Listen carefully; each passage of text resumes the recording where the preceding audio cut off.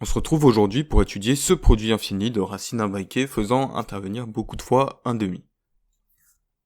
Déjà, on peut remarquer que chacun des termes du produit n'est pas indépendant des autres. Par exemple, on retrouve dans le deuxième terme le premier terme, racine de 1 demi qu'on va choisir de noter U1. Le deuxième terme peut alors s'écrire racine de 1 demi plus 1 demi fois U1. Et pareil, on retrouve le deuxième terme dans le troisième, avec encore une fois la même formule. Tout ça nous indique d'étudier la suite récurrente de relation un plus 1 égale racine de 1 demi plus 1 demi fois un. On va prendre u0 égale 0 et on voit bien que c'est cohérent avec notre premier terme.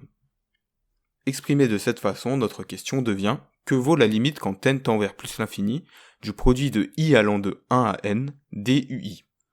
Maintenant, pour calculer ce produit, on aimerait bien trouver une expression plus simple pour les termes de la suite un. Pour ça, on va étudier plus précisément notre relation de récurrence. Bon, on va mettre au carré parce que j'aime pas les racines, et on se retrouve avec la relation un plus 1 au carré égale 1 plus un le tout sur 2. Arrivé ici, je suis resté bloqué et ça se comprend quand on voit l'astuce. En fait, l'astuce ici consiste à se rappeler de la formule de cos carré. On sait bien que cos carré de A c'est 1 plus cos 2A le tout sur 2. Ou encore en changeant de point de vue que cos carré de A sur 2 égale 1 plus cos de A sur 2. Et pourvu que notre cosinus soit positif, ça nous donne cos A sur 2 égale racine de 1 plus cos A sur 2. Et donc si on arrivait à exprimer u0 comme un cosinus, on pourrait facilement calculer u1 grâce à notre relation. On peut le faire de façon assez simple puisque 0 c'est cos de pi sur 2. Et donc u1 c'est racine de 1 demi plus cos de pi sur 2 sur 2.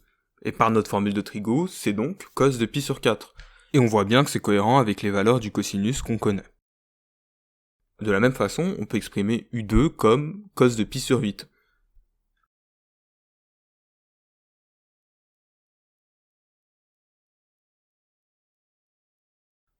Et ainsi de suite, et on peut prouver assez facilement par récurrence que pour tout entier naturel, on a un égale cos de pi sur 2 puissance n plus 1.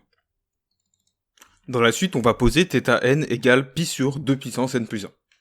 Et donc maintenant, notre but, c'est de calculer le produit pour i allant de 1 à n des cos θi. On aimerait donc bien maintenant réécrire nos cos θi de sorte à pouvoir calculer facilement ce produit. Déjà, une première chose qu'on peut remarquer, c'est que θ de n plus 1, c'est θ de n sur 2. Ou encore, θ de n, c'est θ de n moins 1 sur 2. On pourrait alors être tenté d'utiliser notre formule précédente, mais évidemment, c'est pas une bonne idée, puisqu'en fait, on tournerait en rond. On va plutôt utiliser une autre formule, celle de l'angle double pour le sinus, qui va nous permettre d'exprimer cos θ de n en fonction de sinus θ de n moins 1 et de sinus θ de n. En manipulant nos formules, on a alors cos θ de n égale à sinus θ de n-1 sur 2 sinus θ de n.